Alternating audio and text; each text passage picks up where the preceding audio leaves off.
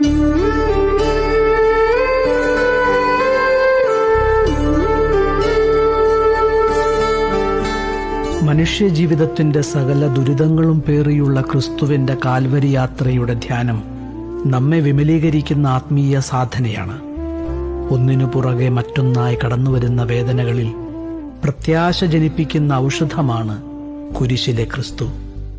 ക്രൂശിത, ഈ ഭൂമിയിൽ ആരൊക്കെ ഒറ്റപ്പെടുത്തിപ്പോയാലും, മുറിവുകൾ നൽകി തള്ളിക്കളഞ്ഞാലും, വീണ്ടും എന്തോരം വേദന എനിക്കുണ്ടായാലും, നിന്റെ കുരിശിൽ മുഖം ചേർത്ത് നിന്റെ തോളിൽ ചാഞ്ഞ് ഒരു കാൽവരിക്കപ്പുറം ഉയർപ്പുണ്ട് എന്ന സന്തോഷത്തിൽ നിന്നോട് കൂടെ ഞാൻ ജീവിക്കും. തീർച്ച.